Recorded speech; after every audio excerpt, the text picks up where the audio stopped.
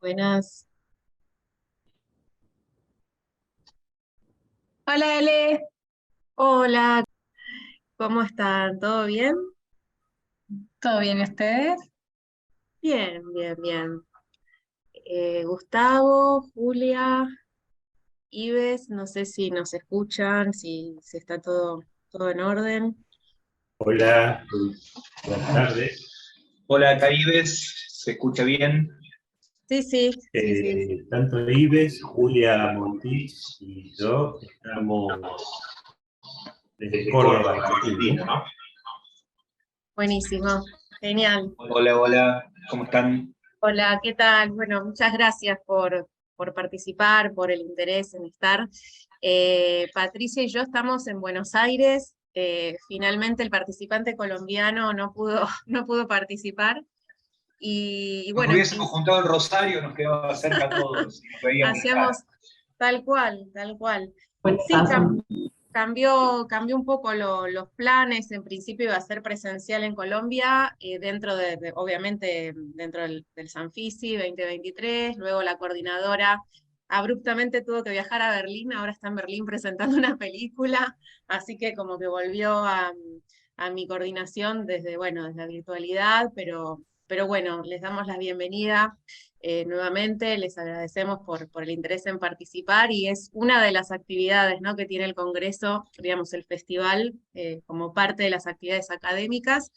Sí, de manera presencial allá en Colombia se están haciendo WIPs, ¿no?, incubadoras de proyectos que están ahí avanzados, ¿no?, que necesitan un poco de, por ahí algunos ajustes como para poder, digamos, empezar a circular. Así que estamos, la otra pata académica somos nosotros con estas reflexiones.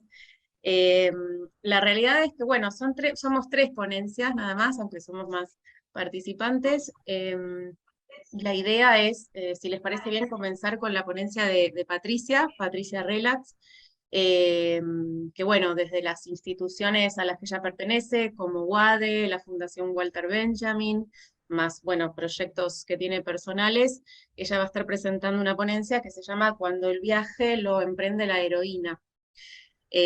Así que, no sé, Pato, ¿querés probar? No sé si vas a compartir algo o vas a Sí, hablar. sí, déjame que pruebes si se ve bien la presentación y cualquier cosa me van avisando. ¿Ahí lo pueden ver bien? Todavía no. Todavía no, pero le tenemos fe. Ahora, Gracias, no pierdan la fe. ahí se ve bien, ¿eh? Cuando quieras, Perfecto. puedes Bueno, arrancar. me voy a poner el cronómetro porque me dijiste 15 minutos y quiero ser respetuosa con el tiempo de todos, así que es Genial. importante. Bien, aquí voy. Bueno, antes que nada, muchas gracias por prestarme atención en esta reflexión que un poco viene desde el abordaje de pensar que cada vez que pensamos o reflexionamos sobre protagonistas femeninas, siempre aparece la figura de la bruja, ¿no? Y de hecho, pienso muchas veces en las reflexiones que tienen que ver con los movimientos feministas y aparece siempre la figura de la hoguera, ¿no? O sea, haciendo una clara referencia a la cacería de brujas.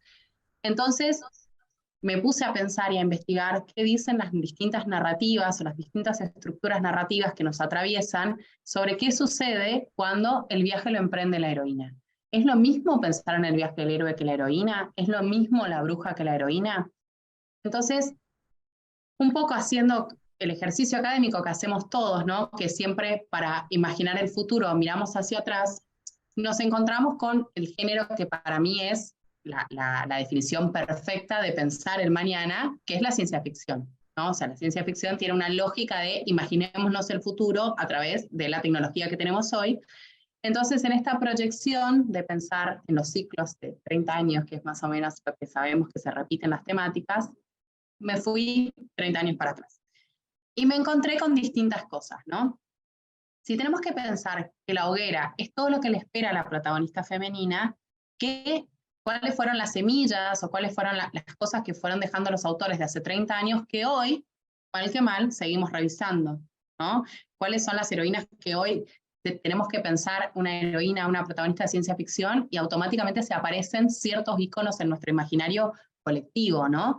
Porque después de todo el cine es un espacio de reflexión y es un espacio de representación. Entonces, ¿cómo representamos a estas heroínas que en teoría estaban abriendo el mañana? ¿Cómo imaginaban los autores hace 30 años que iba a ser la proyección? Entonces me encontré primero con pensar cómo es esta lógica de la heroína, ¿no? Y Joseph Campbell, que fue el mismo autor de El héroe de las mil caras, en esta lógica de pensar desde el viaje del héroe, cuenta que en la lógica de la aparición de la diosa, en realidad lo que él considera la aparición de la heroína, pasa algo muy interesante, que es que el conflicto nunca está en la mujer, digamos, en relacionarse con el hombre. En realidad, siempre está en el vínculo entre el hombre y la mujer. ¿Por qué? Porque la mujer es símbolo de vida.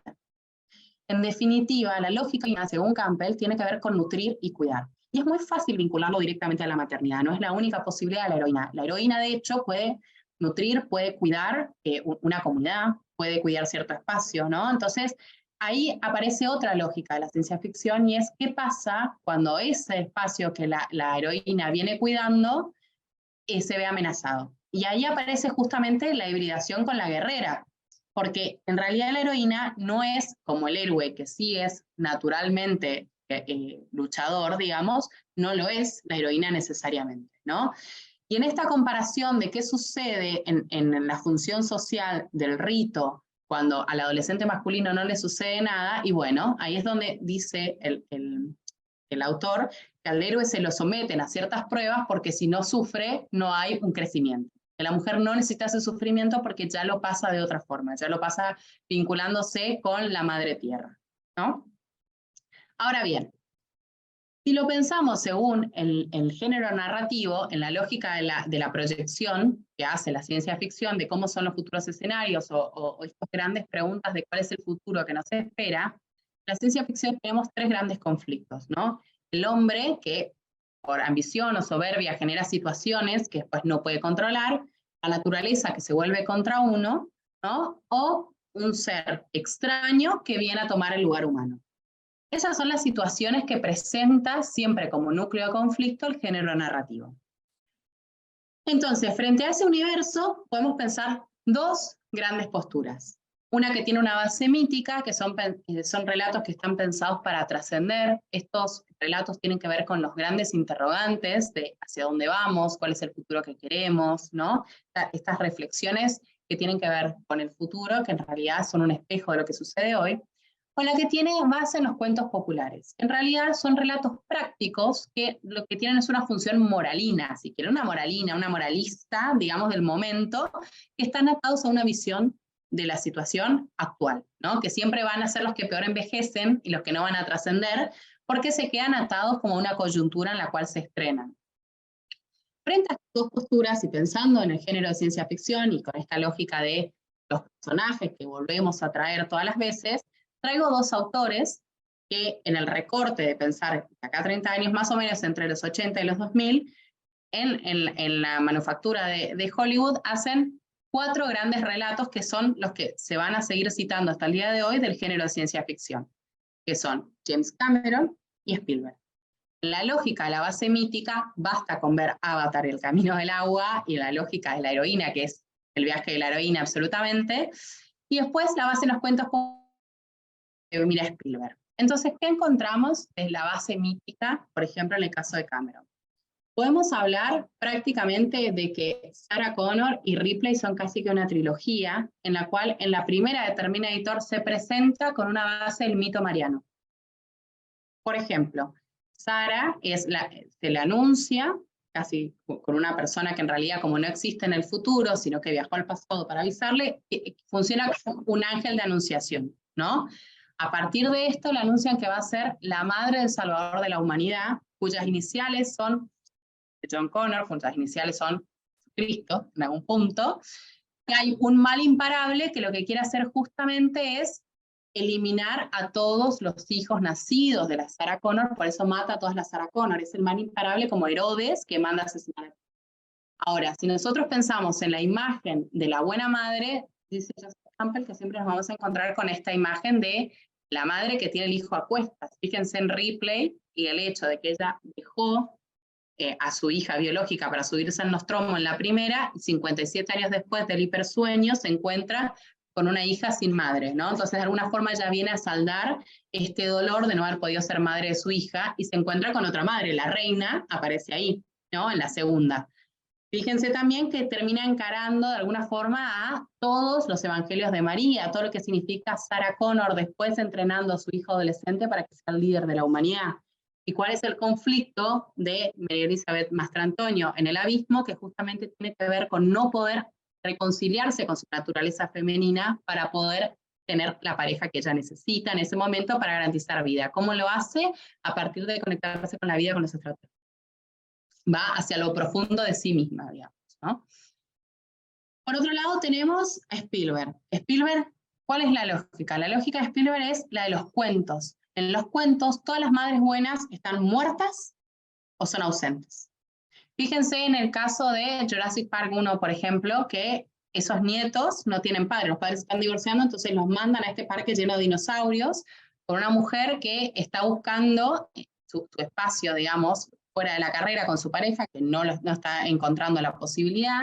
Por otro lado, Julianne Moore en la segunda parte está más interesada en la cría de los dinosaurios que en su propia hija. Recuerden que los cuentos de los hermanos Grimm, madrastra y bruja son sinónimos, por más que hagan o no hagan magia. La madre de E.T., que está tan perdida en su propio divorcio que no se da cuenta que sus hijos no solo tienen alcohol a mano, sino son amigos de un extraterrestre que está viviendo en su placar. O sea, están casi abandonados. Ahora, la mejor de todas para mí es Mónica. Mónica es la madre de inteligencia artificial que programa al niño androide sabiendo que la va a amar toda la vida y es la primera en abandonarlo. Lo abandona en el bosque diciéndole, perdóname por no contarte cómo era el mundo. O sea, no lo desmantela porque ella no aguantaría el dolor, pero lo deja solo. Entonces, en la base de los cuentos de los hermanos Grimm, la madre que es buena está muerta o es ausente. La madre es abandónica. Directamente es como el paso a la aventura. Es esta lógica de lo que decía antes Joseph Campbell, que es que al adolescente al hombre se lo hace sufrir porque si no, no pasa nunca a la adultez. Entonces, fíjense que en estos casos, los personajes femeninos, las madres, son personajes secundarios. O sea, que acá las convierten inevitablemente en brujas. Acá podemos llegar a una primera conclusión que es, la heroína es protagonista, mientras la bruja nunca va a ser protagonista. Es solo una parte estereotipada de cómo pueden avanzar o no en la vida de los personajes. Entonces, si la idea es una idea de imaginar el futuro y es una idea proyectual, ¿cuál es la mirada que propone un mundo más integrado? Y aquí vale la pena parar en la lógica de que el arquetipo es una forma original, una forma ideal. No está atada a un género biológico necesariamente, pero el cine necesita encarnarlo en un personaje y en un actor. Por eso hay que pensar en tendencias culturales en las cuales en la representación nos mezclamos estereotipos y arquetipos, inevitablemente. Ahora, si tenemos una base arquetípica, tenemos mayores posibilidades de poder usarlo en una lógica de pensar cómo imaginamos el futuro, porque tiene que ver con estas situaciones que se repiten y siempre volvemos a hacernos estas grandes preguntas. Entonces, el poder de permanencia de un proyecto, estos personajes que trascienden su época, tiene que ver justamente con que están apelando a una mirada mítica, ¿no? Al relato que se repite y se repite porque nos vuelve a traer lo esencial y lo que dice Joseph Campbell, que tiene que ver justamente con el mito que nos recuerda por qué estamos vivos y nos hace atravesar estas catarsis que nos permiten también aprender a través de estos relatos. Nos permiten repensar, redefinir la idea de maternidad, que no necesariamente tiene que ver con una cuestión biológica. Hay que pensar muchas veces cuántos personajes masculinos cubren estos roles y funcionan de una manera maravillosa y son entrañables. Establecer las preguntas para guiar futuras miradas, ¿no? Una mirada que sea más amorosa y más equilibrada sobre ambos géneros sin necesidad de que sea uno por sobre otro. Los sismos, lamentablemente, siempre anulan a uno de los dos, o son dos caras de la misma moneda. Lo que necesitamos justamente es una mirada más equilibrada, porque en el caso de las heroínas, el silencio es resistencia. Justamente la mujer es la que siempre se queda a explicar. La madre siempre es la que le explica dónde está el padre. La madre siempre está. Por eso hay una fantasía de que la madre es la niñez, no es la niñez, no necesariamente, es la que da las herramientas para que salgan a buscar las preguntas. Entonces, ser la que siempre está y ser el lugar firme también es resistencia. Entonces, el arquetipo lo reconocemos instantáneamente, es biológico. Nosotros podemos reconocer estos rasgos, por ejemplo, maternales, en un personaje como Gandalf, sin lugar a dudas. O sea, Gandalf de hecho tiene esa forma de guiar que permite acompañar a Frodo sin invadirlo en todo su crecimiento. Entonces, no estamos necesariamente atados a un género, lo que pasa es que las tendencias de las representaciones cinematográficas lo encarnan en uno bueno. Entonces aquí me gustaría pensar qué historias estamos dejando para las generaciones que vienen, ¿no? Porque nosotros podemos pensar, de 30 años para acá nos encontramos con esto, pero lo estamos deformando a la heroína en una bruja, ¿no? Y no es la única posibilidad, no es la única representación. Nosotras en realidad tenemos que ayudar a ser vehículos de amigar con un montón de cosas naturalmente femeninas o de lo femenino que están callando simplemente por pararnos en los extremos. Entonces, visibilizar no necesariamente significa jugar con las mismas cartas o hacer la misma lógica, ¿no? Tenemos que abrir a una nueva generación que tenga otro tipo de relatos a mano. Entonces, algunas preguntas de este tipo de personajes. ¿Qué peso tiene la identidad para alguien que adquiere el nombre del padre y después el del marido? O sea, ¿quién es? Por eso hay un viaje tan importante dentro de la heroína, que es entender su propia identidad. ¿Por qué somos hijos del padre? ¿Dónde se borró a la madre? ¿No? Esto es una lógica del discurso de la mitología católica. O sea, ¿por qué de repente se castiga al árbol de la vida o a la serpiente? ¿No? ¿Por qué de repente somos hijos del padre? Han eliminado a la madre. Entonces, ¿cuál es la relación y circulación de saberes entre mujeres? ¿Por qué automáticamente se lo interpreta como un aquelarre? ¿Cuáles son las otras asociaciones míticas que podemos pensar dentro de este espacio? Y creo que no me excedí en tiempo. Aquí estamos. Perfecto. Bueno. Perdón que hablé muy rápido, pero no quería quedarme sin tiempo para poder escucharlos también. Así que cualquier cosa, cedo al siguiente. Muchas gracias. No sé si quieren aprovechar como para preguntarle, comentarle algo a Patricia en base a lo que escuchamos.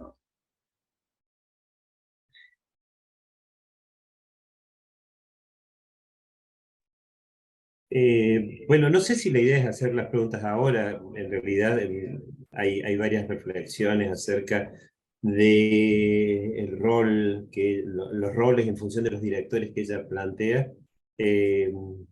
Me quedé pensando en algunas otras películas, sobre todo de ciencia ficción, en donde la madre es un robot y lucha para quedarse con esa especie de producción. El problema que tengo yo en este momento, y no sabiendo que íbamos a hablar de este tema, es que no recuerdo los nombres ni de los directores ni de las películas, pero probablemente el argumento es ese, ¿no? La persona es criada y desarrollada por un robot, y es el robot en que defiende a esta persona o a este ser de supuestos peligros. Después hay otra serie en Netflix bien interesante, en donde para conquistar un planeta hay dos androides que tienen que empezar a reproducir personas, y se genera un vínculo en donde sí, la figura androide femenina está cargada de ciertos poderes que no lo tiene el hombre, que también es interesante para analizarlo desde este punto. Claro, porque viste que al final todo lo que tiene que ver con intuición y demás es considerado como brujería. No En la mayoría de los relatos, ¿cómo, perdón? Ahí se escucha, Pato, si querés terminar la idea. Sí.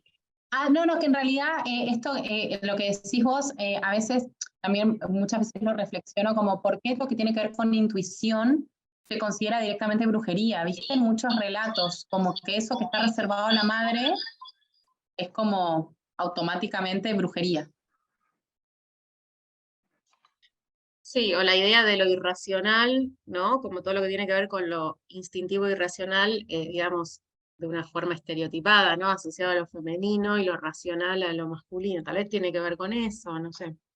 Y esas cosas, como lo que decís también, digo, en las expresiones, porque todo eso tiene que ver con algo oscuro, inevitablemente, porque es astucia, intriga, ¿no? Todo eso como que no se puede manejar. Ahora, lo único que es luminoso está dicho con palabras, dar a luz. Todo lo demás, fuego de la hoguera. Entonces ahí también hay como una narrativa que se va mezclando y estereotipando entre bruja y heroína. O sea, ¿en qué lugar ponen a la mujer inevitable? Entonces me parece peligroso que siempre pensemos que la mujer tiene que ser una bruja. O sea, para ser una mujer adulta e independiente tiene que ser una bruja. No, hay otros caminos. Y el camino tiene que ver con este lenguaje mítico que piensa en la heroína. Pero además, el lugar de la mujer bruja como algo negativo, porque yo tengo un grupo de compañeras que nos autodenominamos como laboratorio de ciberbrujería, como las primeras hackers, las brujas, ¿no? Como algo positivo, ver a las brujas como algo que tenían herramientas, y me hace pensar en Miyazaki, que también tiene un trabajo como de la heroína siempre, y también son brujas, o tienen un poder, o tienen alguna intuición con la naturaleza, pero de un lugar positivo, no es como la bruja mala, la bruja oscura. O incluso si es así, también se la ve como algo interesante, como algo que se desarrolla, ¿no? En la historia. No queda ahí como, bueno, tenés algún poder, alguna cosa que supera la masculinidad, y bueno, es como lo oculto, lo ocultismo.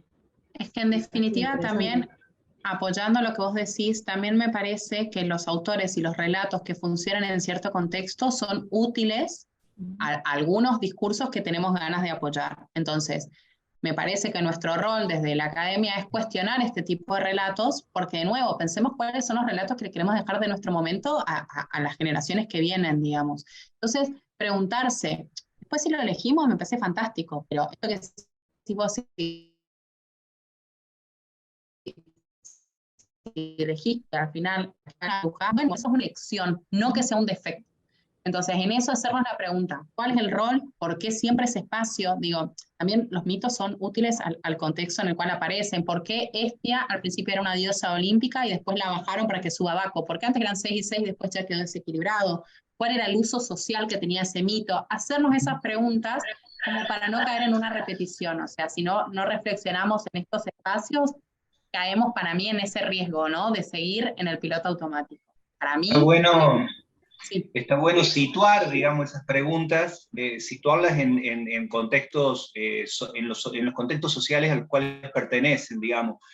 Porque a mí, por ahí, tanto el paradigma de Spielberg o el paradigma de Miyazaki, digamos, la sociedad yanqui o la sociedad japonesa, digamos, son paradigmas justamente, digamos, situados en determinadas sociedades, y también con improntas, vamos a decir, de improntas políticas diferentes en cuanto a lo que transmiten, ¿no?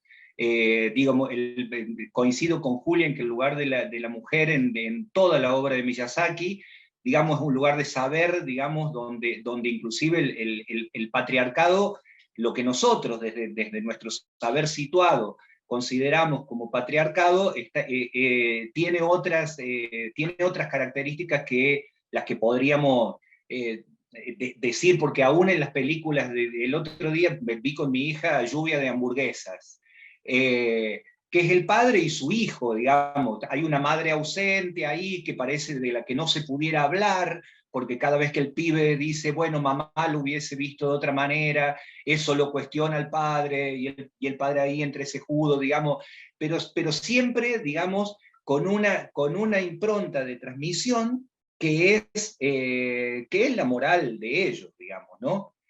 Como puede ser, entonces por ahí ver de qué manera nosotros tomamos esas cosas, así como hemos tomado el catolicismo, hemos tomado los griegos, hemos tomado esas cosas de la madre y tantas otras cosas, decir, bueno, ver de qué manera situamos eso a los mitos que nos rodean. Pienso en esto, digamos, que no es lo mismo, digamos, nuestros mitos acá come chingones que los mitos que puede haber en Colombia con sus pueblos originarios, ¿no? Sin lugar a dudas. Igual, en la lógica de que Sarah Connor hace el mismo recorrido que María, que la Virgen María, me parece que estamos también en lo que intenta Cameron es una lógica de universalidad, y esto que decíamos de los hijos del Padre, que por qué de repente somos todos hijos del Padre en el catolicismo y dónde está la madre, a mí no me parece casual que años más tarde, ambos directores trabajen con el culto de la diosa Gaia, porque Avatar para James Cameron y La Guerra de los Mundos para Spielberg, porque de repente él empieza a encontrarse con qué significa la diosa Tierra ahí. Entonces, me parece que si lo tratamos en estos mitos universales que nos atraviesan a todos, porque en definitiva los arquetipos tienen que ver con este inconsciente colectivo, por ahí centrarnos solamente en contextos de público nos hace perder cosas que en definitiva, ¿por qué a nosotros nos interpelan? ¿Por qué nosotros no es simplemente por la maquinaria de distribución de Hollywood, sí, que sin lugar a dudas existe? Lo que quiero Sí, decir es Occidente y Oriente, Occidente es Europa, digamos, sí, eso es Occidente. Digamos, sí. y acá tenemos un mito, o sea, hablamos de la Pachamama, ¿y qué Y pasa es con la la madre Pachamama? tierra, ¿Eh? sí. Y es la madre tierra, total. Ahí Entonces va. hay una correlación de relatos porque si no, no hacen eco en nosotros, digamos.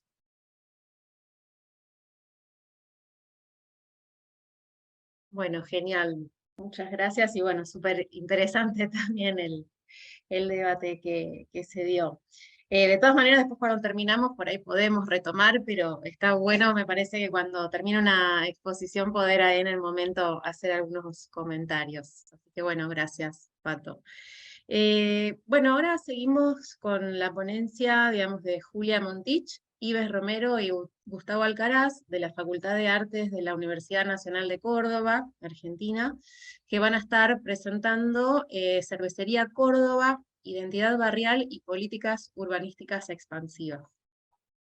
No sé si van a compartir algo, quieren probar. Vamos, primero, si te parece, nos presentamos un poquito. En realidad somos muchos.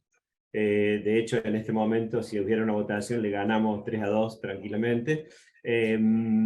Porque para este proyecto, para este trabajo, en realidad, se juntan dos proyectos. Un proyecto que es de la Secretaría de Ciencia y Técnica de acá de la Facultad, de la Universidad Nacional de Córdoba, que es arte, creación, circulación, retroalimentación, intervenciones en una sociedad postorgánica, que es un proyecto que busca la creación y la reflexión sobre distintas obras que de alguna manera incluyen la tecnología, en tanto la tecnología que nos atraviesa constantemente a la hora de pensar el arte, ¿no? Eso por un lado. Y por otro lado se junta otro proyecto, que es un proyecto de un ensamble de improvisación, investigación sonora, de creación sonora en tiempo real, que es el Leyma Ensemble, en donde, bueno, está Ives acá presente principalmente, yo, y hay otros dos personajes que no han podido estar acá, que de alguna manera trabaja con esta idea de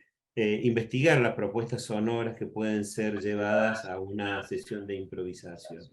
En esta idea se cruza la relación que tenía Julia, que tiene Julia Montich, con un determinado barrio de Córdoba, y se nos ocurre hacer una especie de intervención que resuelve en un trabajo audiovisual, poniendo el acento en lo que significó la cervecería de Córdoba para uno de los barrios más tradicionales, podríamos decir, de Córdoba. No quiere decir que sea el único, ni mucho menos, sino que es un barrio atravesado por muchos acontecimientos históricos, incluso acontecimientos muy relacionados con la Universidad Nacional. Entonces, bueno, conjuntamos ideas y el resultado fue un video que podríamos enmarcar dentro de una propuesta experimental o de videoarte, que si ustedes quieren y si Julia está preparada, podemos pasar un fragmento de 1 minuto no más, como para tener una idea de qué es lo que se ve y qué es lo que suena en el trabajo. Julia, ¿estás? Vamos primero por ahí. Avisen si se escucha. Claro, sonido no, se ve nada más.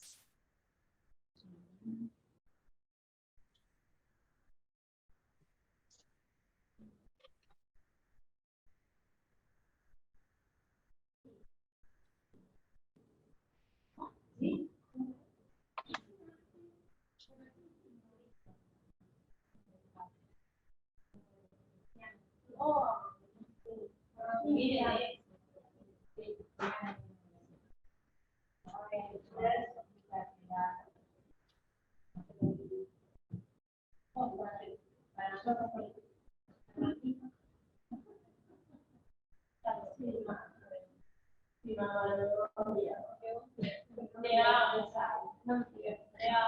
Julia, está entrando sonido desde tu micrófono, pero no se escucha el video. Si el video tiene audio, no se está escuchando.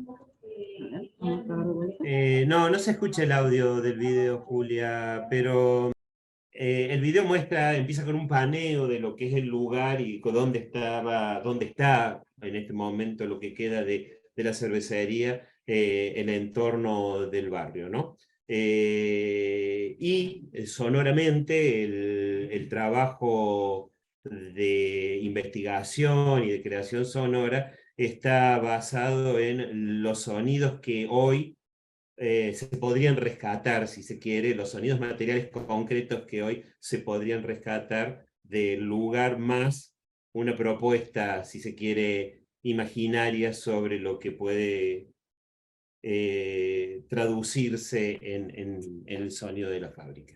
Los dejo a Julia para que hable un poco del barrio y entendamos un poco el porqué del barrio, si les parece. Bueno, adelante, Julia. ¿Se me escucha? Siempre sucede, uno debería ser la más experta en este tema. Bueno, Alberdi es un barrio muy cercano al centro, es casi céntrico. Históricamente ha sufrido procesos de gentrificación, sobre todo en los últimos años, muy exacerbado. Es un barrio muy atravesado por muchas identidades, un barrio que se funda a posterior de asentamientos de pueblos originarios, bueno, centenarios. Entonces, bueno, convive con esa localidad también. Al lado de esta fábrica de cervecería, que es la cervecería Córdoba, en nombre de la ciudad, está el Gigante de Alberdi, que es uno de los equipos de fútbol centrales de Córdoba, versus Talleres, que está más alejado. Está atravesado por muchas luchas barriales, muchas luchas sociales. Aquí comenzó Cordobazo, por ejemplo, lugar a la reforma universitaria. Entonces eso sucedió hace, calculemos, 40 años, ¿verdad? Bueno, sí. Entonces está muy atravesado por todo lo que tiene que ver con luchas sociales barriales. En su momento, cuando la cervecería quiso cerrar, hubo un paro de operarios, todos quienes trabajaban, uno de los paros más extendidos de la historia de Argentina, pero que, bueno, después no pudo sostenerse y termina cerrando la fábrica. Ese es el lugar donde elegimos llevar adelante el proyecto, tener esta fusión de imágenes. Sí. Perdón, se escucha mucho ruido en tu entorno, ¿puede ser eso? Puede ser. Porque me cuesta diferenciar entre la conversación telefónica que hay atrás y tu relato. Estoy en el trabajo, no me pude ir. Bueno, entonces eso les comentaba, que fue el lugar que elegimos para trabajar a raíz de esto. Y bueno, las imágenes son de una fábrica abandonada ya. Está todo en decadencia, pero nosotros ya hablamos un poco de esto, de muchas de las políticas públicas, a veces con los espacios no tan públicas, uno no lo puede enunciar así, porque son las políticas que de alguna forma terminan teniendo poder y peso, es la del abandono, ¿no? Como bueno, se abandona un espacio y con el tiempo eso es posible tomarlos de otros grupos de poder económicos, sociales mucho más poderosos, de la redundancia, y bueno, es un poco lo que ha sucedido con la cervecería. A mí desde lo audiovisual, sobre todo de la imagen, lo que me interesó retratar es como esto, algo puede estar abandonado, algo puede estar en desuso, algo puede estar en mi intento del proceso del olvido, pero la memoria sigue ahí, está latente, está presente, y en este caso lo trabajé como una maquinaria enorme que está ahí a la espera, atenta a qué está sucediendo y no está en contra de ese proceso de abandono. ¿Ves? ¿Quieres aportar algo?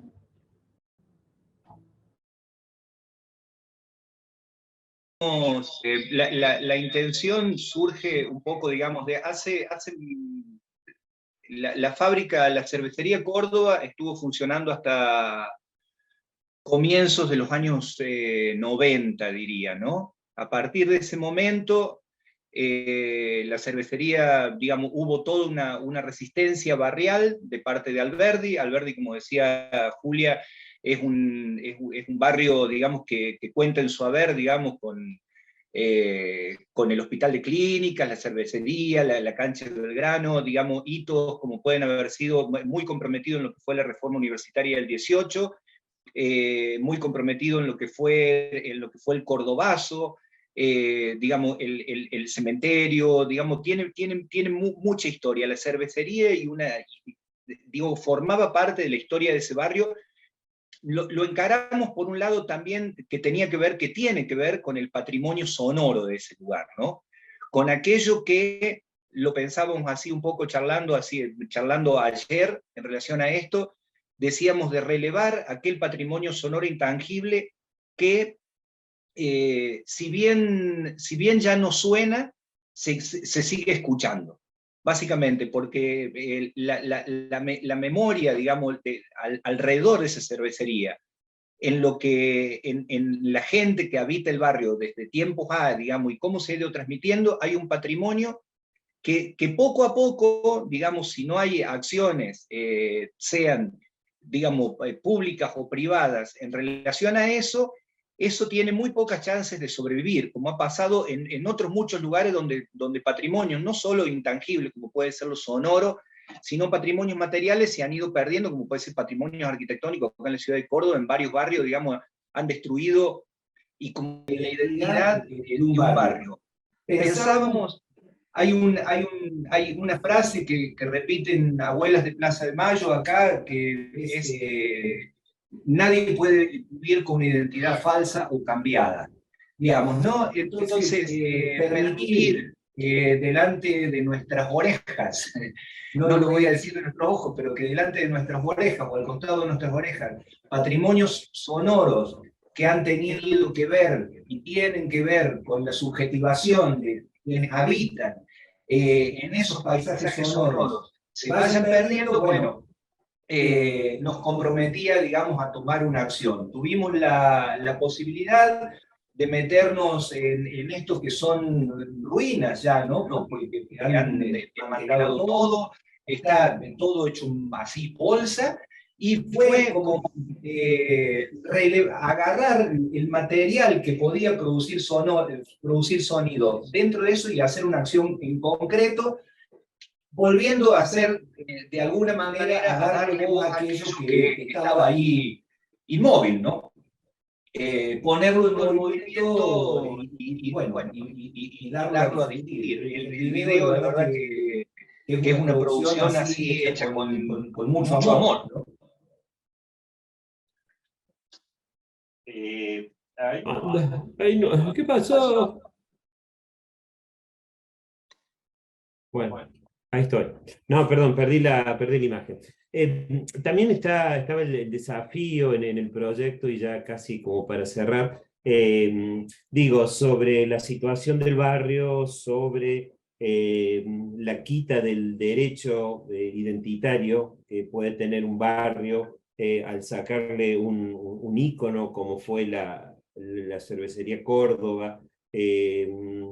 Estaba el desafío de decir, bueno, podemos hacer un documental, podemos tener un montón de entrevistas de gente que con muchos años conoció el desarrollo de la fábrica, trabajó una fábrica que en algún momento albergó 700 obreros, con familias muy relacionadas con el barrio, de la zona. Podría haber sido eso, o podríamos haber hecho otra cosa que fue lo que nos entusiasmó, y darle una mirada desde otro lado, ¿no? Desde la posibilidad de un video que mantenga de alguna manera esa memoria viva, ese espacio vivo, y al mismo tiempo se lo puede entender al lugar como que, más allá que deje de ser fábrica, puede seguir siendo un elemento, un objeto de memoria. Entonces, bueno, como dijo Ives recién, nos metimos dentro de las ruinas, conseguimos los permisos necesarios,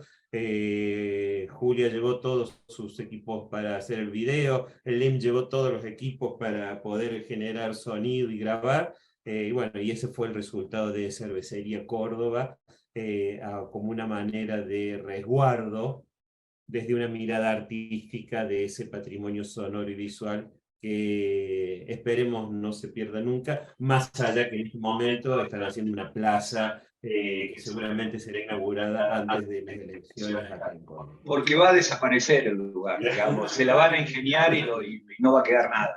Sí. La maqueta que hay adentro, entre medio de las ruinas, adentro es una maqueta inmensa, digamos, de las cuales hay 5 o 6 torres, hay solamente una hecha, y cuando salgan del bardo jurídico en el que están metidos, seguramente harán la otra. Eso es Cervecería Córdoba. Y bueno, gracias por el espacio, ¿no? Patricia empezó agradeciendo, nosotros no somos muy malos, pero agradecemos al final por el espacio. Debo decir que estábamos muy interesados en viajar a Colombia a hacer esto mismo con otra presentación, pero acá estamos. Seguimos muy interesados en viajar a Colombia. Ojalá el próximo año podamos vernos todos allá. Esa iba a ser mi primera pregunta. Si tienen pensado que el proyecto, digamos, que empieza con esta idea de resignificar los sonidos que nos atraviesan y que tiene que ver con un espacio de construir identidad y memoria, no sea también, digamos, el primer episodio de una serie de espacios que cuidemos de esta forma, porque lamentablemente hay mucho, digo, las ciudades se transforman y a veces se llevan puesta la historia, entonces este tipo de registros nos puede permitir a nosotros evocar lo que necesitamos recordar muchas veces. Entonces, ¿tienen pensado una siguiente etapa, otro siguiente espacio que quieren cuidar del olvido, digamos, a partir de estos experimentos? Además de nuestra juventud, decís vos, y seguís escuchando rock and roll. Pero no sé qué están hablando, porque para mí todos somos eternos, así que de acá en adelante lo que digan. Genial, genial. Sí, yo creemos de alguna manera que no es el primero, digamos, el LEM ha tenido intervenciones en otros espacios con la intención de que algo quede sonando ahí, ¿no? O que quede sonando o que vuelva a sonar. Se nos dio la oportunidad con Gustavo, compartimos un programa de radio que sale de 1 hora toda la semana, no voy a pasar el chivo ahora, pero tiene bastante que ver con eso, digamos, ¿no? Con relevar esto, patrimonios intangibles, sonoros, con sacar, del pasado tenemos muchas fotos sacadas con cámaras fotográficas y pocas fotos hechas con grabadores. Entonces hay que hacer más fotos con grabadores, básicamente, digamos, para completar lo otro. Y siempre atravesado por, o sea, tratando de que no sea exclusivamente el documento, el archivo documental, documento esto, grabo esto y queda como documento, sino siempre atravesado por la creación, ya sea visual, desde el LEM, la creación sonora, para darle una vuelta de tuerca, si se quiere, a esta cuestión. No convertirnos en una biblioteca sonora de lo que pueda haber sido, sino proponer un trabajo realizativo a partir de las diferentes memorias que pueden estar ahí dando vueltas en la ciudad.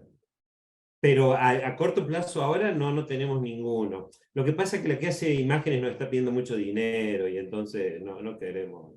Así son las chicas, mira, son brujas. En el fondo son todas brujas. Siempre. Sí, no, bueno, me parece muy interesante esa pregunta y también para que no pase a otro plano, esto que decíamos de, más allá de que no queremos que sea como una biblioteca sonora, pero es importante que ciertos sonoros, ciertos sonidos, ciertas imágenes perduren y persistan. Que, por ejemplo, acá en esta cervecería había una chimenea muy importante, había como un silbato de entrada y salida laboral y que y que muchas personas a las que se les interpele les preguntan que han trabajado o que han sido del barrio o son del barrio, lo traen mucho a colación, tanto visualmente la chimenea como está bueno trabajar con eso y con eso, con la memoria barrial y anclada también en el presente, ¿no? Reactualizar la idea de memoria.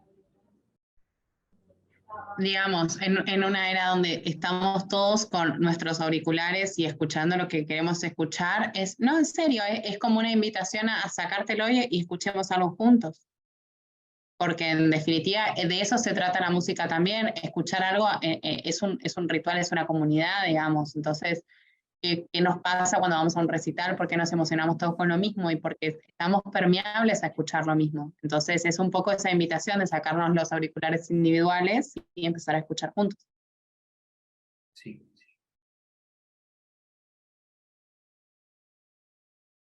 Bueno, hasta aquí llegamos nosotros.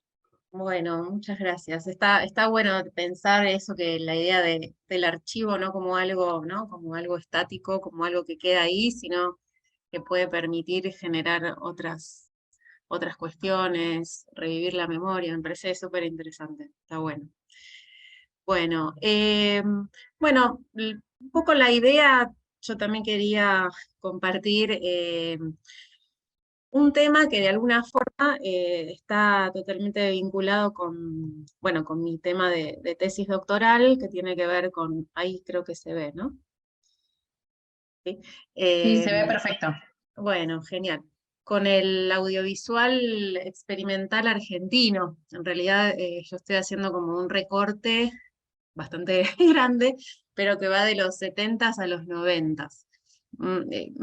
Como que en la tesis me estoy centrando más que nada en lo que es la constitución del campo cultural del audiovisual experimental, tanto cine como video. Y bueno, como la temática de este festival tiene que ver con derechos humanos, en su sentido más amplio, como que uno de los temas que me parecía interesante abordar era justamente la convivencia que se da, por lo menos en el arte latinoamericano y puntualmente argentino, por primera vez, podríamos decir, entre vanguardia estética y política, ¿no? En la década del 70. Es hablar un poquito de, digamos, de algunos temas que estoy investigando. Eh, por ejemplo, uno de los términos, ¿no? Porque hay mucho concepto y mucho término que tiene que ver con el marco teórico, y justamente uno de ellos es lo que se considera el cine underground o el cine subterráneo, ¿no? Que justamente durante la década del 70 es en donde se da, o permitió darse, justamente este cruce, que por el momento era bastante inédito, entre política y vanguardia. Porque ¿qué sucede con las vanguardias históricas del 20, y sobre todo después cuando con las neovanguardias de los 60 se empieza a radicalizar el campo artístico? Es como que por un lado estaban los experimentales, las vanguardias, y por otro lado lo que sería el arte más ligado a una militancia política. Sin embargo, esto que parecía tan opuesto, en el cine, en este tipo de cine, empieza a convivir la experimentación con la militancia, podríamos decir, o el cine o la vanguardia política. Entonces, yo estudio dos casos puntuales.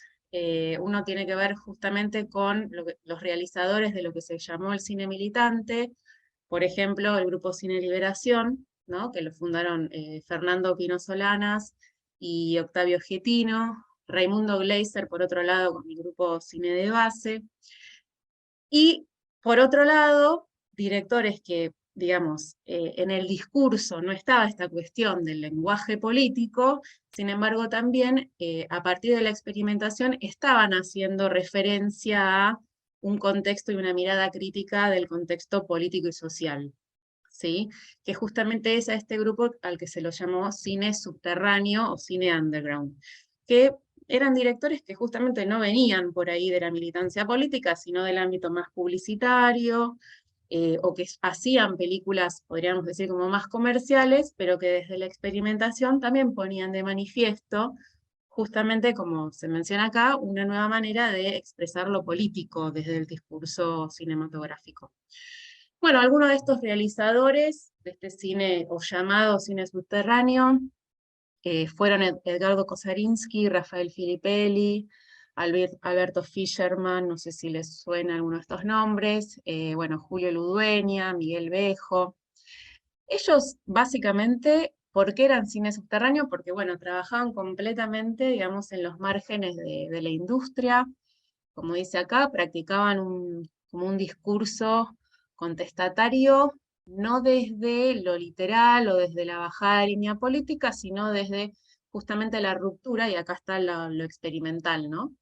La ruptura con los códigos del modelo de representación hegemónico, institucional, o sea, básicamente de un cine narrativo o un cine pensado como, digamos, la ventana, ¿no? Esta idea de la representación, la mímesis, ¿no? El espacio mimético. Entonces ya empiezan a jugar con la imagen, a distorsionar el sonido, a romper con la idea del montaje, digamos, lineal, justamente romper la continuidad de espacio-temporal, ¿sí? Bueno, un poco tiene que ver con eso. Después, en todo caso, si hay un poquitito de tiempo, comparto algunas imágenes. Y después, por el otro lado, digamos, pero en donde la idea de la experimentación también seguía presente, el grupo Cine Liberación, ¿no? Que justamente es esta propuesta teórico-práctica del grupo que, bueno, que fundan Pino Solanas y Octavio Getino. Básicamente esta teoría que ellos desarrollan, que la denominan la teoría del tercer cine argentino, se formó en los años 60, más fines de los 60, justamente alrededor de la realización de La Hora de los Hornos, que fue como su, ¿no? Su documental emblema, por decirlo de alguna forma. Y justamente en La Hora de los Hornos, en algunos momentos, sobre todo lo que es la introducción de la primera parte, se da, digamos, como esta convivencia entre la radicalización del lenguaje cinematográfico con el discurso político, ¿no? Así que también es como uno de los, podríamos decir, de los casos o de los grupos que me parece interesante como reflexionar y estudiar, y sobre todo ver esta convivencia, ¿no? Que se puede dar, que no es, como en algún momento se pensaba, totalmente opuesto, lo que sería la experimentación de el discurso o una mirada más política de la realidad.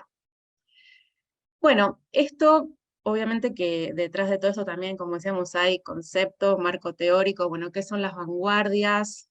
Hay un montón de autores más históricos, podríamos decir, que definieron a las vanguardias artísticas o las neovanguardias de los 60, etc. Pero bueno, yo también tomo a Umberto Eco, que justamente dice, no es lo mismo vanguardia que experimentalismo. Mientras que el experimentalismo actúa, obviamente de forma innovadora, o sea, rompiendo con cuestiones de código del lenguaje, siempre lo hace dentro de los límites de la institución arte, ¿no? En cambio, la vanguardia tiene, o tuvo, por lo menos de forma histórica, como esta decisión de ofender radicalmente las instituciones, las convenciones, por lo tanto apunta contra la idea misma de arte, y contra la idea de museificabilidad, con productos totalmente revulsivos, inaceptables, etc., ¿no? O sea, dice, algo experimental puede ser también revulsivo, puede ser muy provocador, pero no deja de estar, como dice acá, es una provocación interna a la historia del arte. En cambio, ya la vanguardia va mucho más allá, ¿no? Y que tiene que ver justamente con la negación de la categoría de obra de arte. Entonces, bueno, tanto por el contexto, ¿no? Sobre todo el Grupo Cine Liberación, de dictadura, de, digamos, esta cuestión de realización en el completo, bueno, en la marginalidad completa, la exposición, el exilio de los realizadores, los espacios de circulación, o sea, no tenían nada que ver con el campo de la institución arte, por lo menos en estos del 68 al 73 al menos. Y el otro grupo, que no estaba tan expuesto desde lo político, pero no circulaban sus películas en ningún tipo de circuito comercial, no tenían ningún tipo de apoyo de, digamos, institucionales, del Instituto de Cine, ni nada, ¿no? O sea que de alguna forma ambos grupos podríamos decir que negaban la idea de institución, por lo menos dentro del cine, ¿no? Esa es como un poco la idea.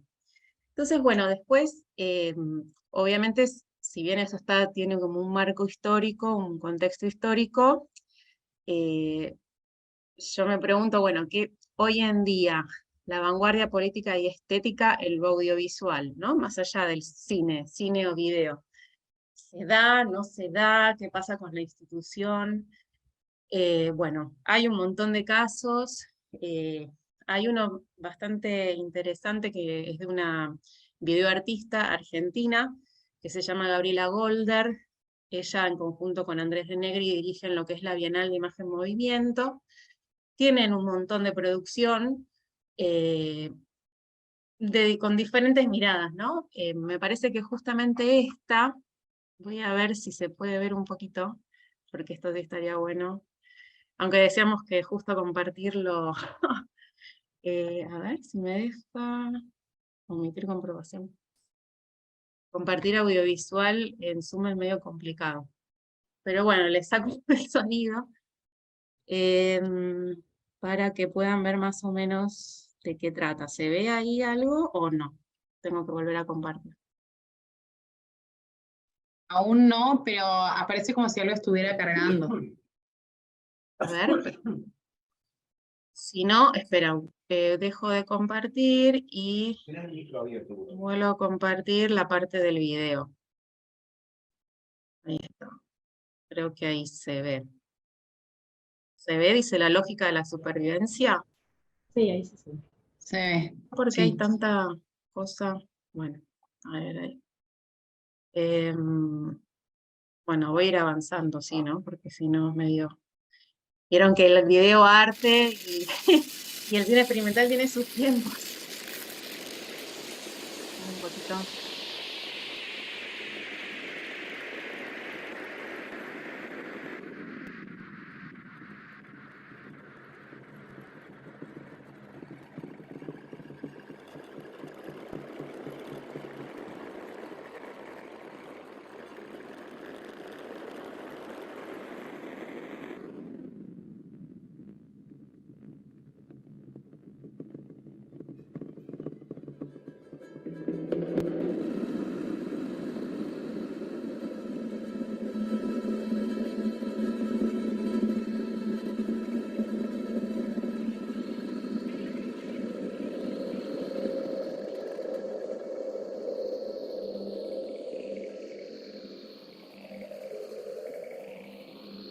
Avanzo un poquito y ahora les comento con qué materiales hizo ella. Uy, a ver, empecé el video por la...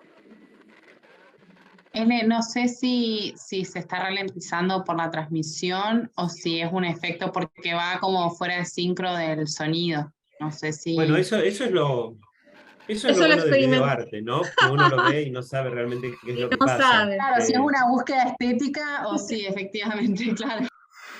Sí, en realidad está súper ralentizado, pero no sé por ahí si se ve El demasiado. videoarte anticipó los problemas de internet. Hablando de predicciones de ciencia ficción. Hermoso. Sí, totalmente, ¿viste? Como es experimental, todo puede ser. Bueno, igual era para ver un poquito. Ay, esperen que sigue. Ya va, Ahí sigue el video. Ya lo vamos a cortar. Ay, ¿dónde está? Ya va, No.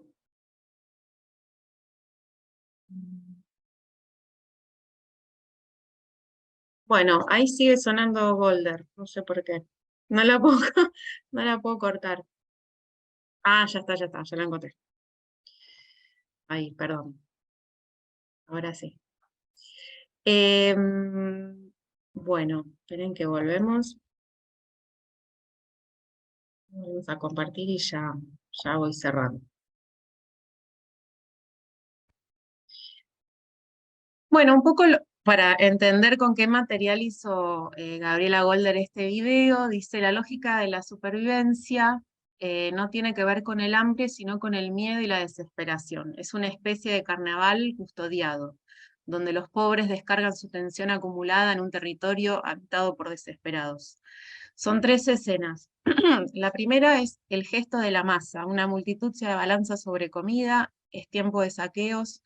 Ante el temor de ver destruido su negocio, algún comerciante arroja comida a la calle y una multitud desesperada se arroja sobre ella.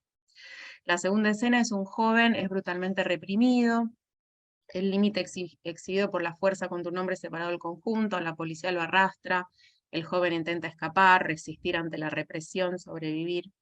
Esta escena es repetida infinidad de veces, y es en esta repetición donde se construye el sentido de la acción, o sea, el sinsentido.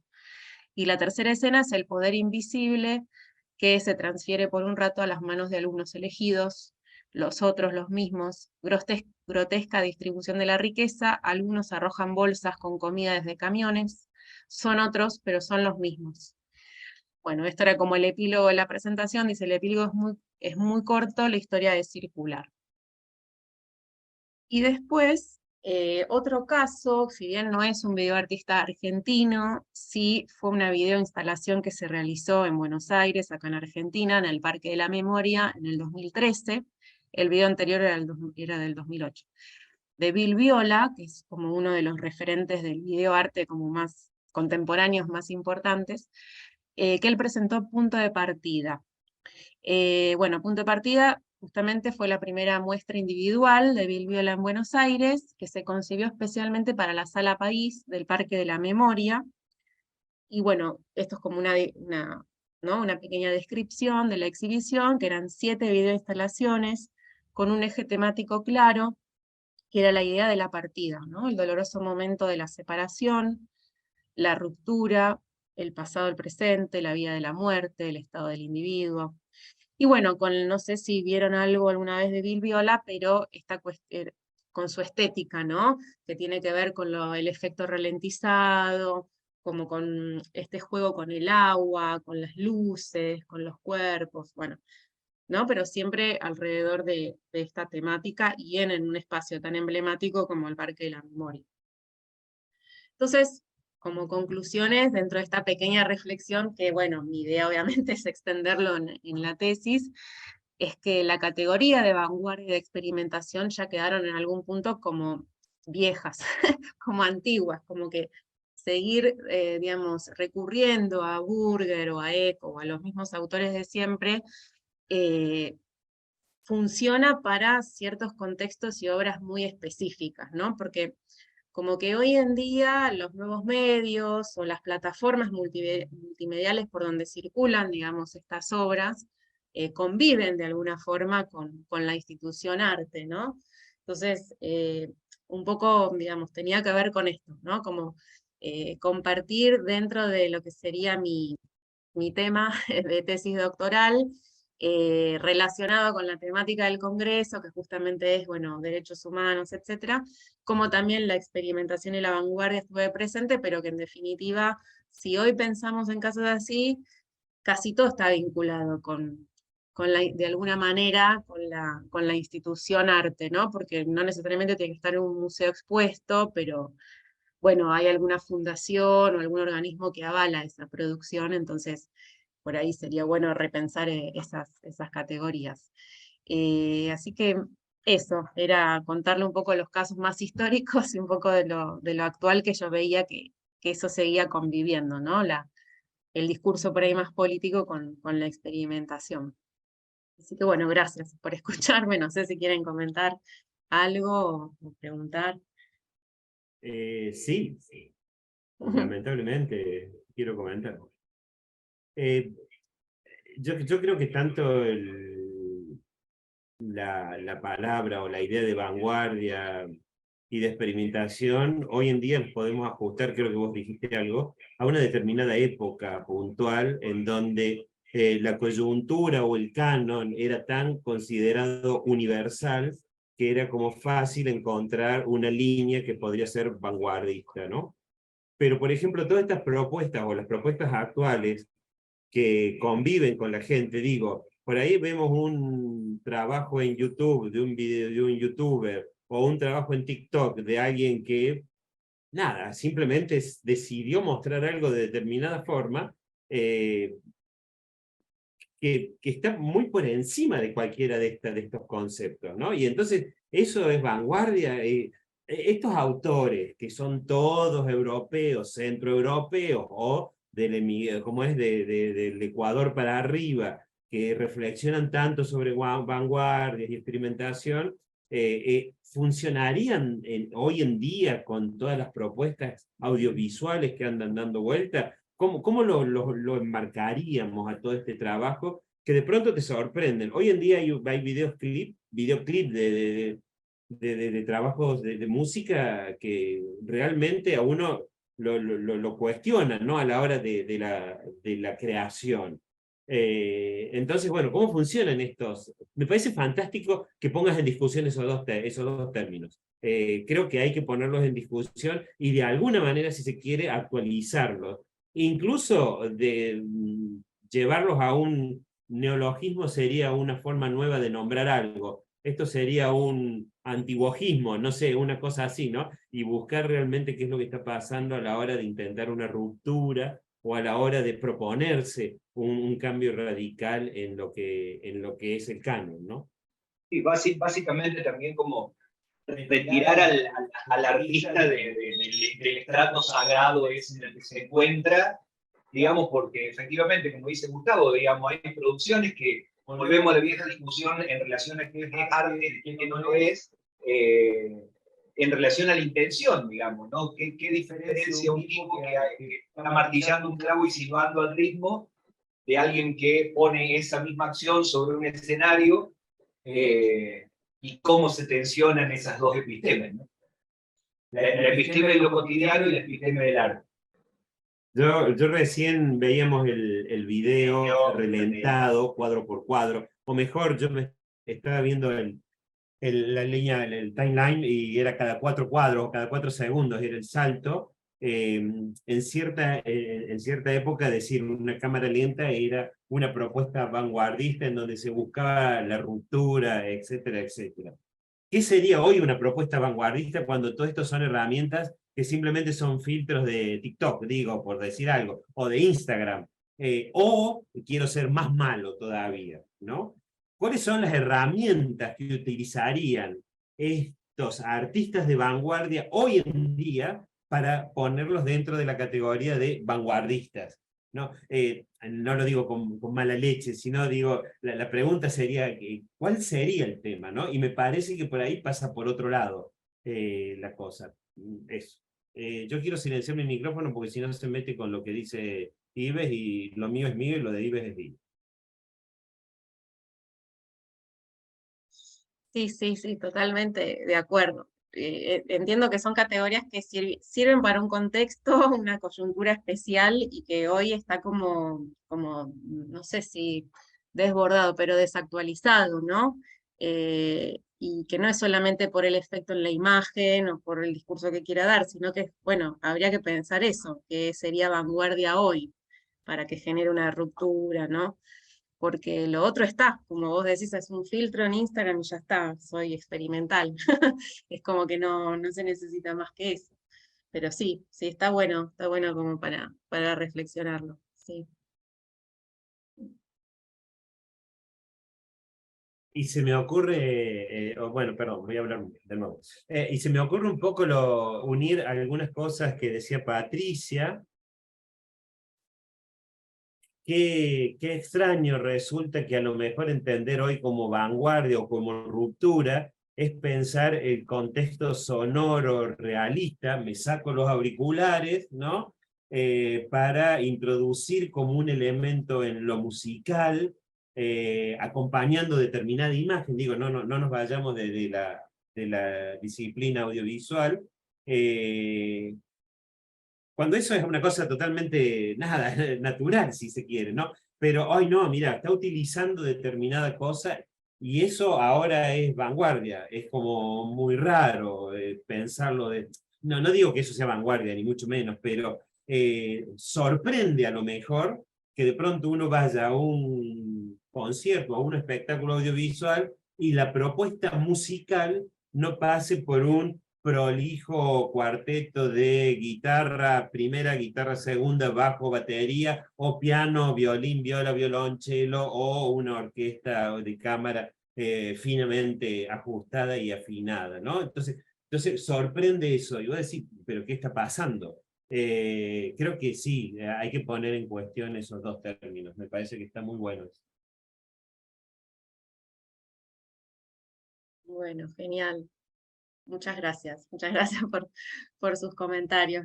Bueno, un placer, la verdad que súper interesante, como siempre da ganas de seguir hablando mucho tiempo, pero bueno, ojalá tengamos otra oportunidad y si se puede presencial, sería ideal para el próximo. Así que bueno, muchas gracias, ¿eh? Nos mantenemos en contacto. Muy agradecido, Muchísimas un gracias. abrazo inmenso desde acá. Igualmente. Gracias, un gusto. Gracias. Gracias. Chao, gracias. Hasta luego. Adiós.